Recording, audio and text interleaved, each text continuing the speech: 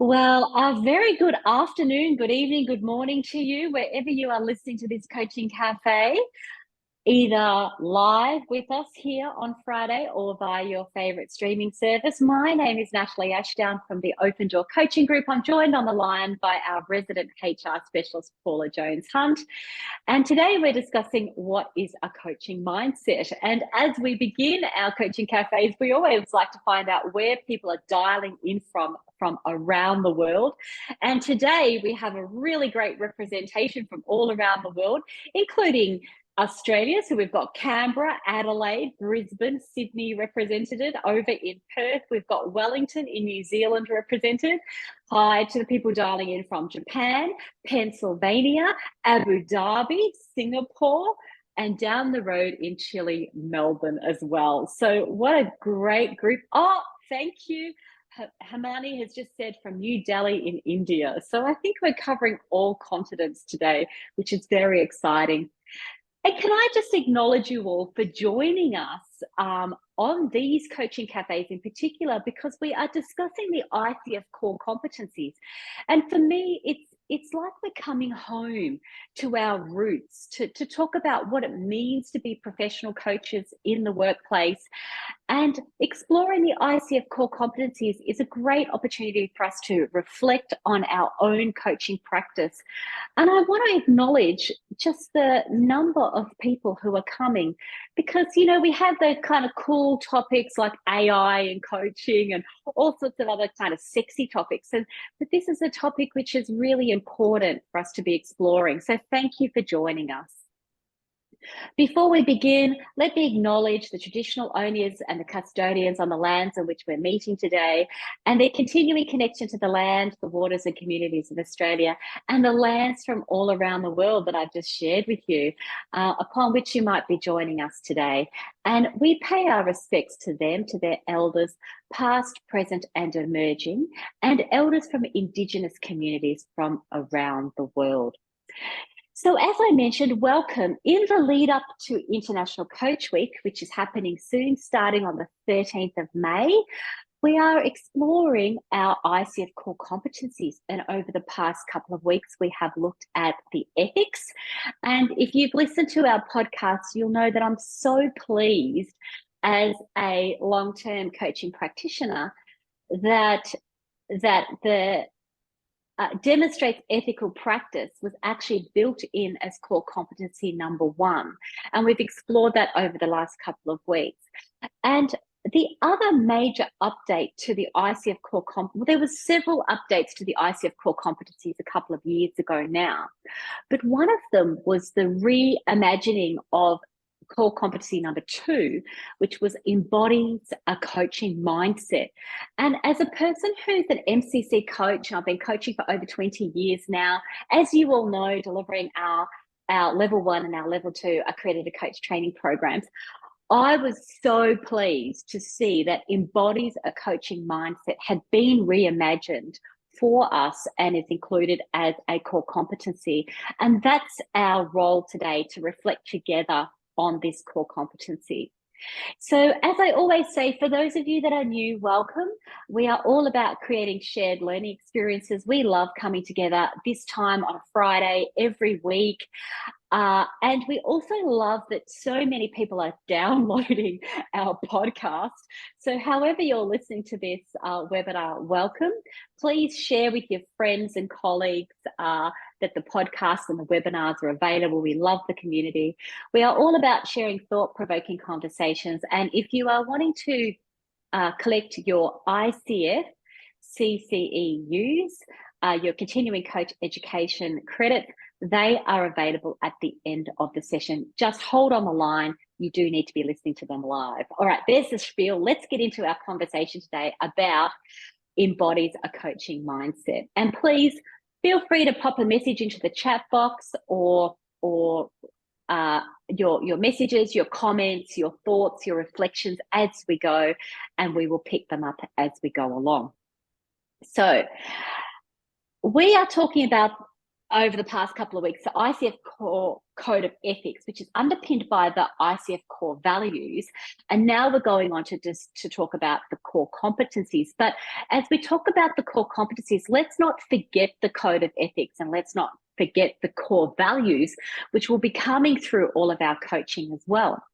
If you are interested in finding out what the skills requirements are for the ICF Core Competencies, so if you are renewing your ICF credential, they normally renew at the end of the year, but you might be thinking about renewal. Depends on when you actually gained your ICF credential. If you're thinking about the minimum skills requirements, then you can go to this link at the coachingfederation.org. Go to credentials and standards, look up performance evaluations, and type in minimum skills requirements. So if you type that into Google, any part of that, you'll get the minimum skills requirements. And so this is important because we want to distinguish, for those of you that are solid ACCs and looking for that credential, what you're going to be thinking about in your coaching. And we get a lot of conversations from our PCCs. So you might be upgrading from ACC to PCC. So what's the minimum skill requirement that you need to be thinking about? So let's talk about that first. When it comes to embodies a coaching mindset. Now, apologies to those of you that can see the slide. There's a lot of text on this slide, and you know me, I am a 3 bullet point type of person on a slide. But this is straight off the ICF website, and I didn't want to actually condense it because it is important. So competency number 2, when you're thinking about the performance evaluation, so what do I need to be demonstrating if I want to get my credential, but what should I also be thinking about ongoing? Competency number 2 says, embodies the coaching mindset, serves a foundational competency for coach practitioners, focus primarily on the being of a coach. Now, this is really important. It's not just about what we do in terms of we use these models or we do these asking questions, etc. It's primarily focused on the being of a coach. And I remember in my early days of coaching and exploring this topic, what does being a coach really mean? And so that's what we're going to be talking about today. It says the related behaviors are typically demonstrated across our coaching practice. So across our coaching practice, in more so than in any specific coaching session. So, for example, if we're establishing a coaching agreement, which we'll talk about next week, there is actually things that we're going to point out to you that you'd expect to do in a specific coaching session. Whereas this is talking about how we demonstrate that coaching practice across all of our practice. It's a being, the way of being. And I hope you're relating to this, because for me, this means it's in our blood. It's the way we show up every time that we're doing any form of coaching. It's the way that we're interacting. And if Bridget was on the line, she's delivering our certificate for workplace and business coaching today. If she was on the line, she would talk about this as well. It influences the way she is as a human being, not just as a coach. So this competency area is therefore more difficult to consistently evaluate and assess. So the ICF, this is from the ICF, they're saying that it's more difficult to consistently assess within the performance evaluation process. And they say that as a result, no behavioural or skill statements in this competency area are used for assessment purposes. Rather, an applicant's knowledge of and ability to apply coaching competency number 2, embodies a coaching mindset, is more directly evaluated in the ICF credentialing written exam. Now, I'm going to pause there for a moment, because for those of you that can see my slide, I have highlighted actually no behavioural or skill statements in the competency are used for assessment purposes. And the ICF thinks it's more difficult to consistently assess within the performance evaluation process. Now, I'm going on record, as I did a couple of years ago when the ICF core competencies were released. I don't agree, actually. I think coaching mindset and our being a coach can in fact easily be assessed. And I'm interested in what you think about this as well, because I think how we show up as a coach, you can see it, you can hear it, you can feel it. Some people adopt a coaching mindset and others don't adopt a coaching mindset. And I think there's actually behaviors that and skill sets that you can actually identify. Thank you. I'm getting lots of hearts coming through, which is wonderful, and lots of thumbs up are coming from the alumni who are on the line. So thank you for that. And I said it, as I said back then, this was probably for me one of the only disappointing things with the relaunch of the ICF Core Competencies is that they said it's not going to be used for assessment purposes, and it'll be in the credentialing exam. And Angie, you've picked up, you said, I'm not so sure, it seems subjective to me. And yes, I agree with you. Is this a subjective a subjective observation? Perhaps. And if it is completely subjective, like what is a coaching mindset to you? What is a coaching mindset to me? What is this being business? I can understand how you say that. And I'm glad that you've actually jumped in there, because when we're thinking about assessment criteria, so you are right. When we're thinking about assessment criteria, the ICF have to put out an assessment criteria which is global.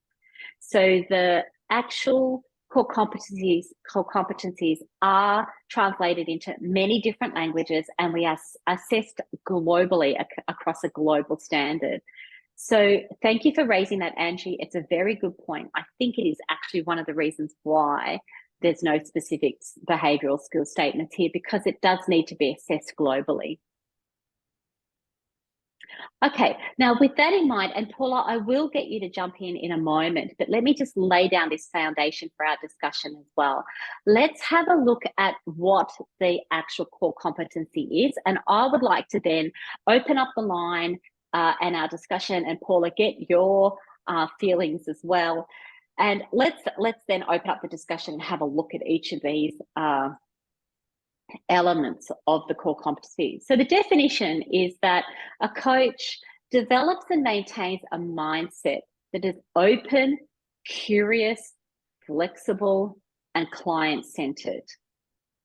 So we are going to have the privilege of listening to a coaching demonstration in Coach Week in a couple of weeks' time that Bridget has done.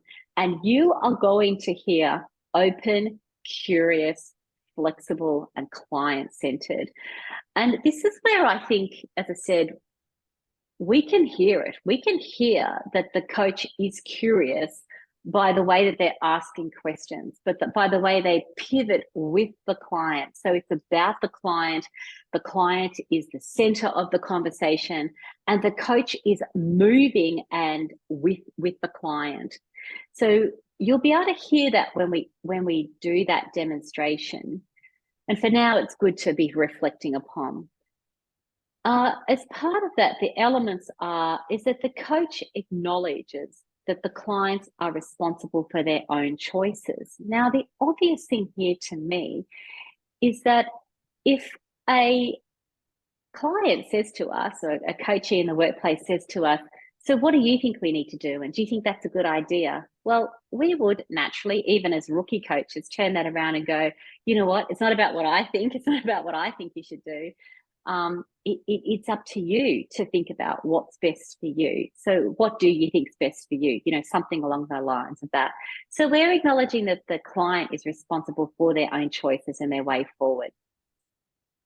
Coaching mindset is about engaging in ongoing learning and development as a coach. I loved it when this was introduced into the core competency, because for that exact reason, what are we doing right here? We're engaging in our ongoing learning and development as coaches. And we know that that's important, because if we want to sustain coaching in the workplace as a practice, as a management and leadership technique, then we need to be doing ongoing learning and development. Oh, sorry.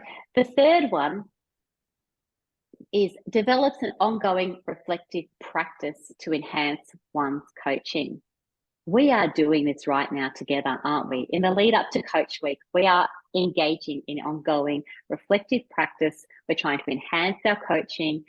Every time we come to a coaching cafe, this is exactly what we're doing. So I think that then relates back to how we are being. We are being people who show up as engaged coaches, wanting to learn and develop and reflect as we go along.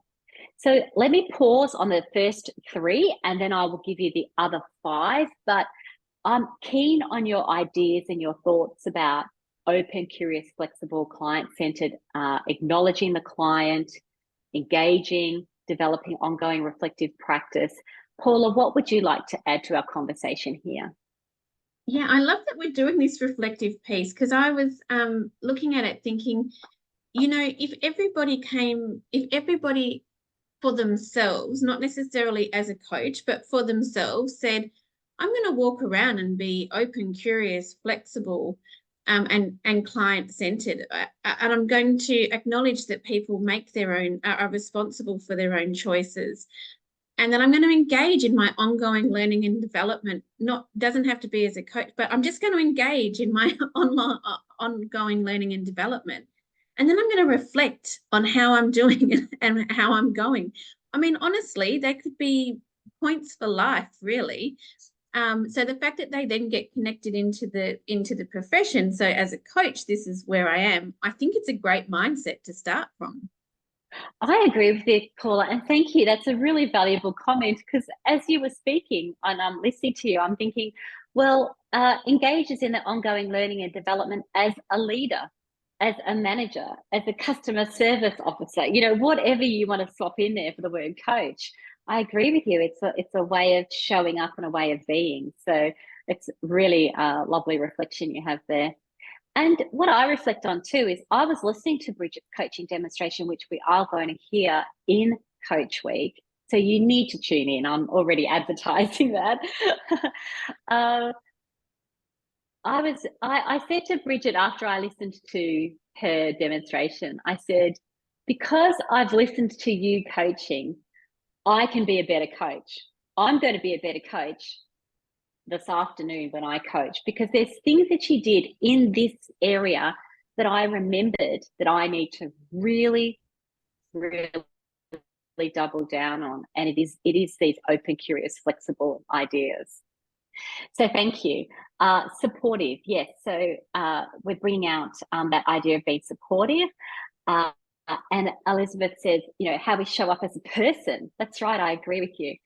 And Georgia says, I feel too, it's about bringing our whole being and growing into our best selves to serve as a coach. And that's a lovely sentiment and a lovely summary. Thank you. So we've done number 1, 2, and 3. The 4th element remains aware of and open to the influence of context and culture on self and others.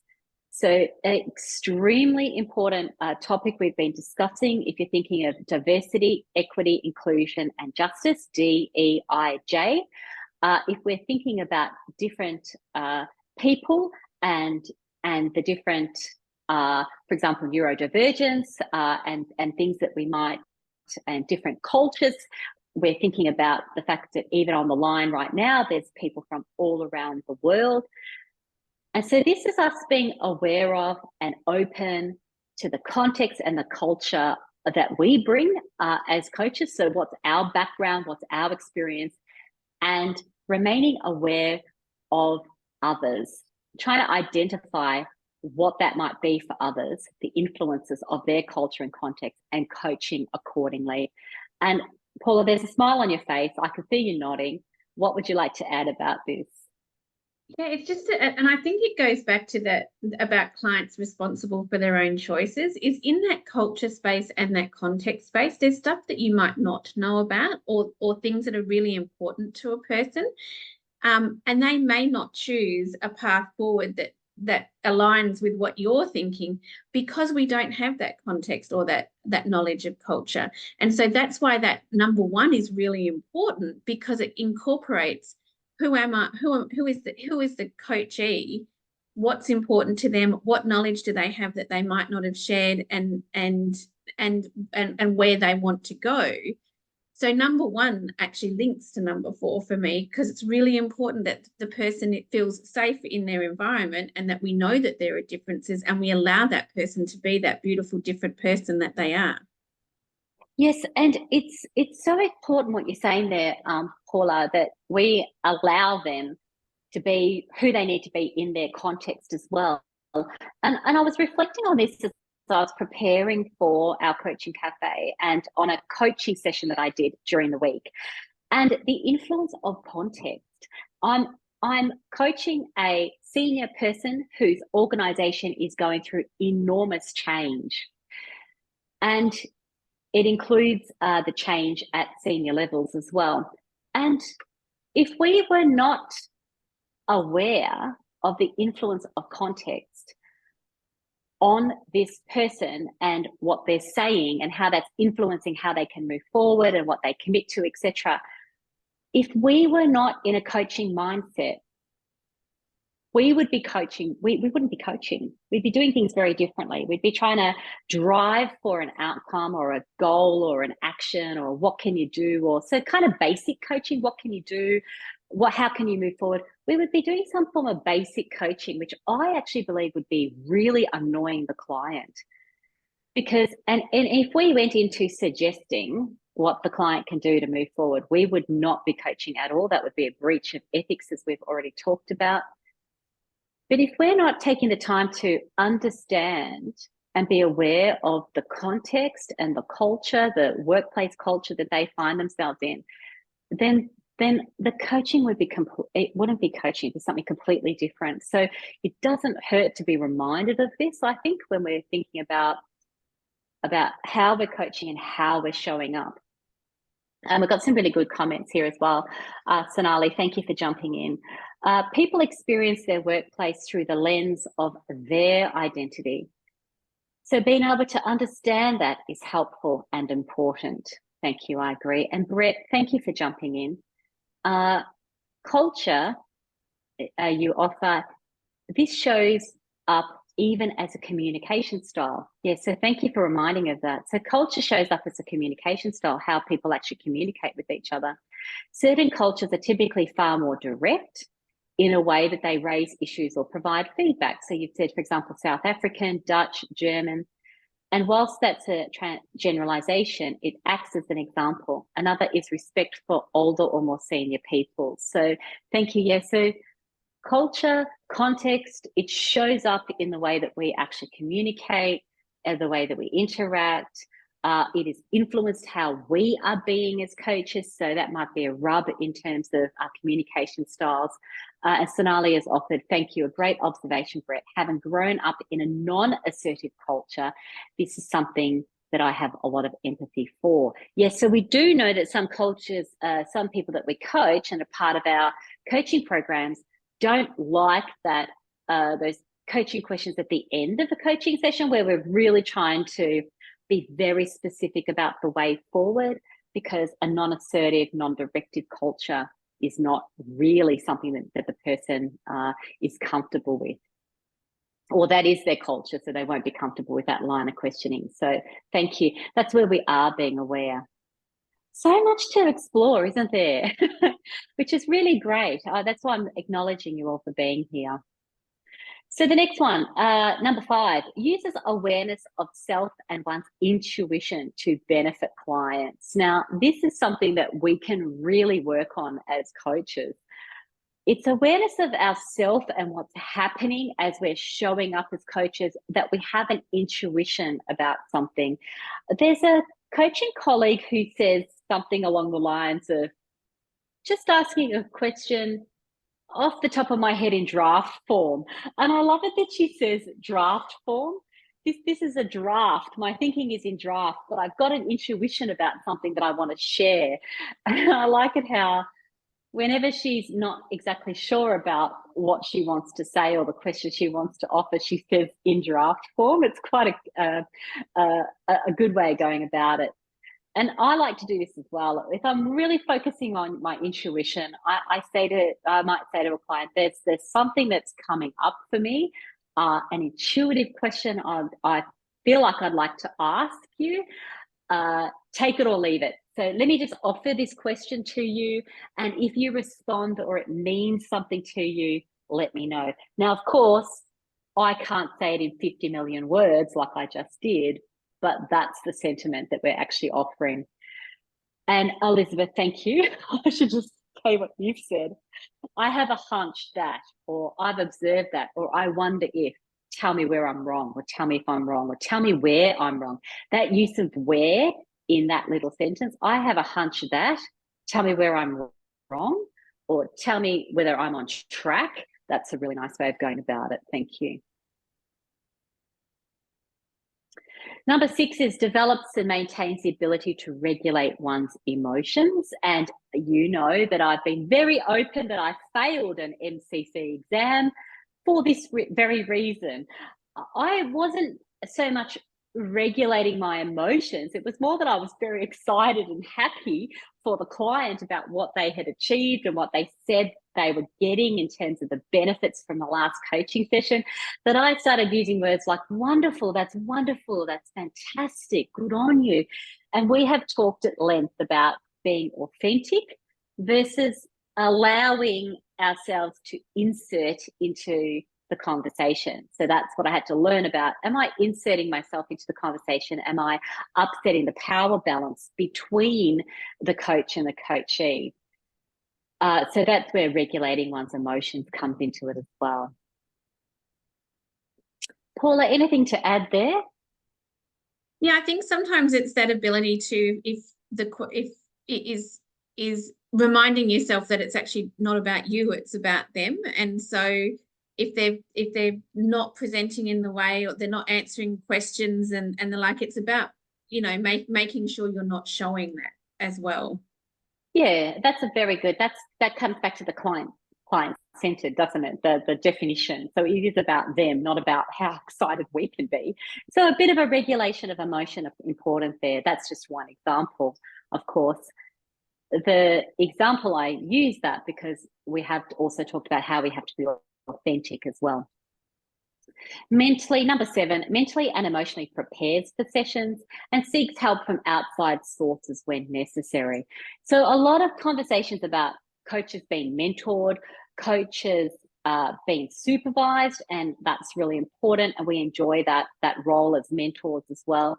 And I think mentally and emotionally preparing for a session, you know, it is important. There have, I think, on a very rare occasions that I've actually rescheduled an appointment because I'm not mentally and emotionally in a space to coach. And I think it's happened 3 or 4 times throughout my career.